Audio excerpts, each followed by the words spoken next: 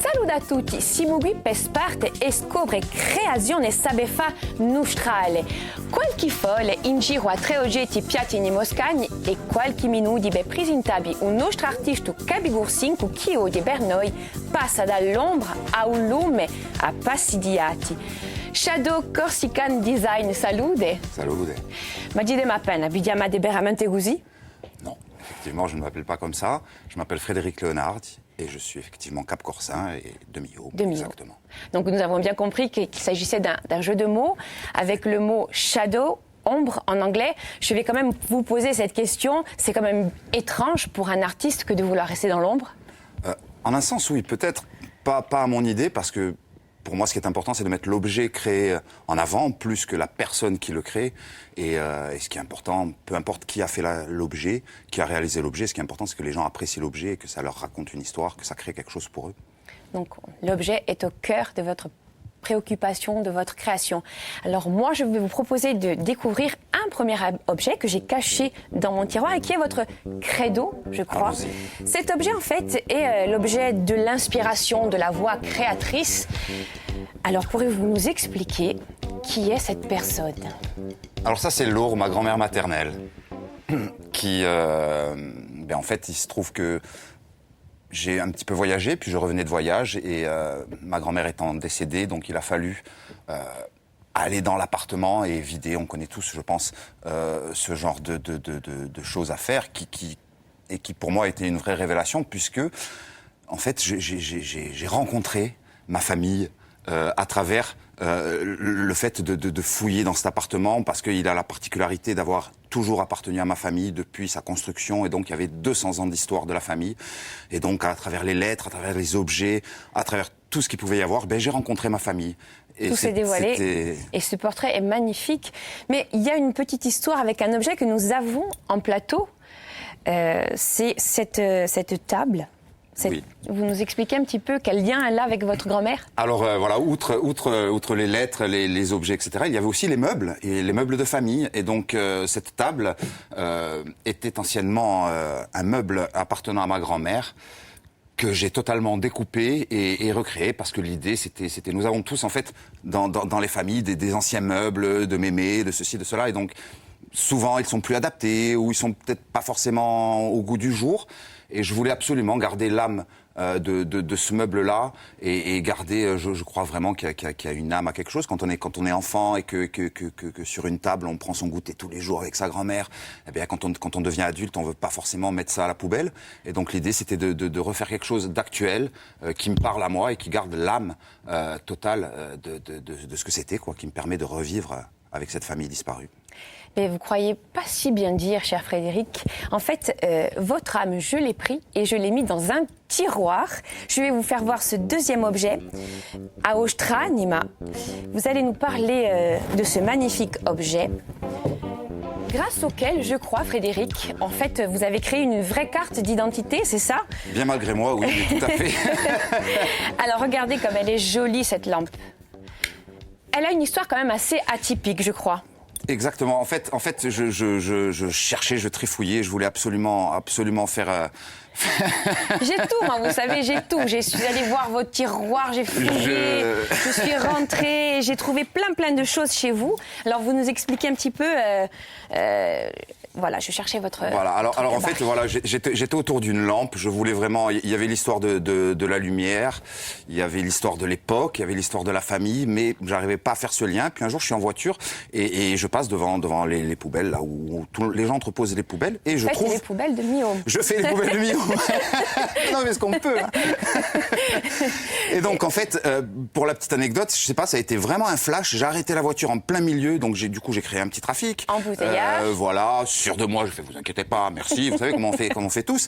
Et j'ai pris ce poste, je suis arrivé chez moi et j'ai tout démonté, et j'ai dit voilà, l'idée est là, et donc je sais pas si c'est parlant, mais en tous les cas, l'idée était de reproduire ces vieux postes à lampe des années 50, mais d'en faire une lampe, et de garder cette idée, en fait, cette âme. Et cette idée. Donc on a les courbes. On a vraiment Pardon, on a vraiment un poste démonté, quoi. Ah oui, j'ai tout démonté, j'ai tout cassé.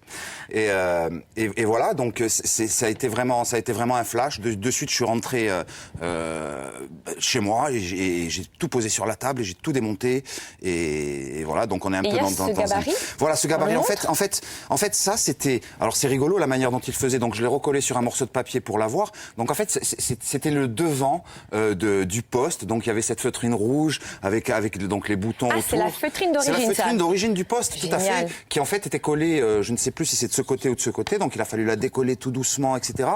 Et pour garder en fait, c'est surtout dans les proportions que ça avait. Puis j'étais totalement fasciné par la forme de ce poste et je me disais il faut que j'arrive à en faire une lampe et il faut que j'arrive à transmettre ça, quoi. Et c'est chose faite. Alors vous savez, Frédéric, qu'à Loum et Sabeffa, nous sommes très curieux et nous sommes venus vous épier dans votre atelier. Je vous propose de regarder ces images. Tout d'abord, avant de pouvoir construire la forme de lampe, il faut assembler, je dirais, et créer un morceau de bois à partir de lamelles de bois. Donc l'idée du départ, c'est d'abord de recréer, on va dire une planche, si on peut parler ainsi, à partir de lamelles de bois. Et après, tout est dans la découpe et la notion de ponçage, la manière dont je peux poncer afin d'avoir des courbes assez agréables à voir.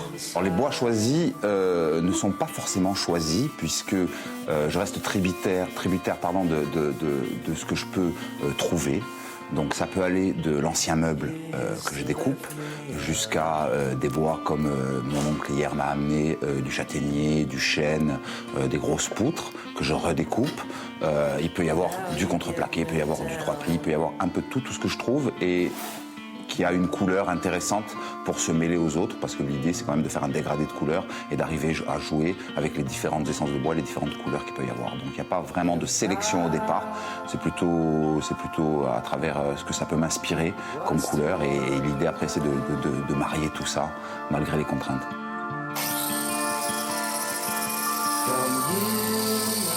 Je passe beaucoup de temps à ranger mes lamelles, à regarder, à me dire ça, c'est pas bien comme ça, c'est bien comme ça. Et après, le veinage ressort au ponçage.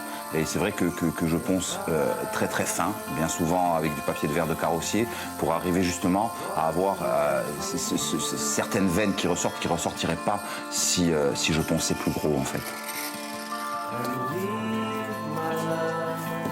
Je suis capable de rester 2 heures assis avec une idée en tête, puis après de partir et de travailler. Donc je fais vraiment tout à l'instinct au départ. Au départ, il n'y a rien, il n'y a même pas un dessin, il y a peut-être des fois un croquis, il n'y a pas de mesure, parce que je travaille beaucoup en proportion, je ne travaille pas en mesure, c'est-à-dire que je fais une fois là, 2 fois là.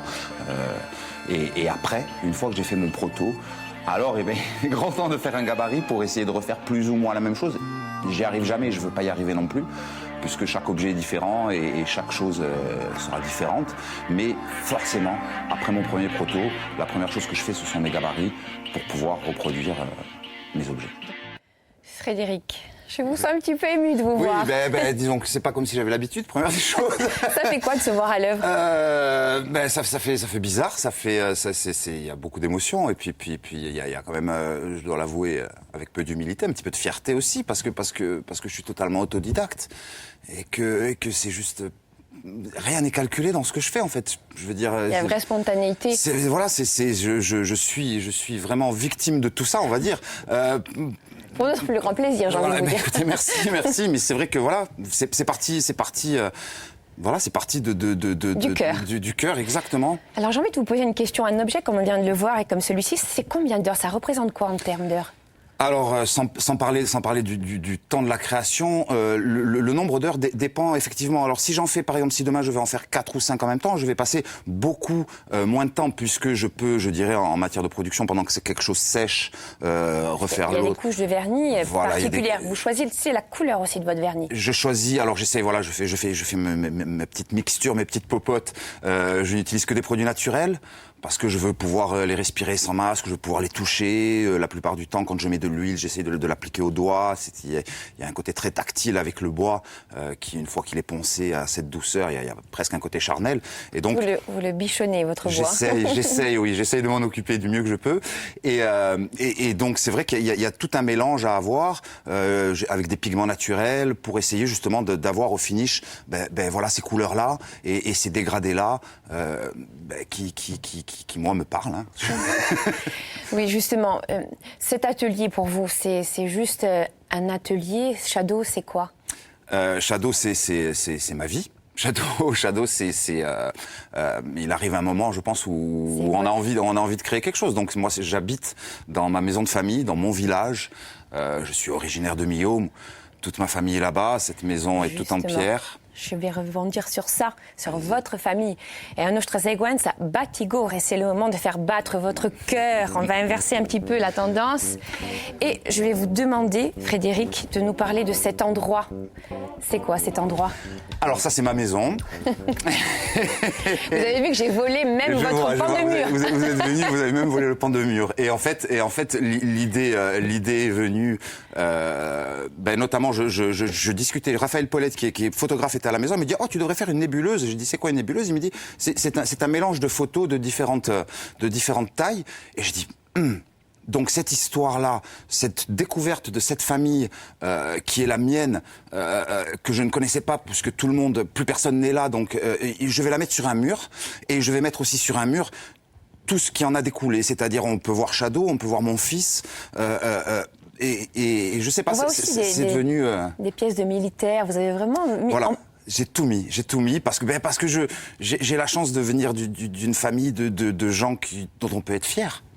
Et donc j'ai pas honte de le montrer, et j'essaye par mon attitude et par mon travail et par mon honnêteté quotidienne d'être à la hauteur de cette famille. C'est d'un côté un poids à porter, mais de l'autre c'est une telle fierté de pouvoir la porter et de pouvoir essayer de la transmettre à mon enfant. Voilà, c'est quelque chose qui a une énorme importance pour moi.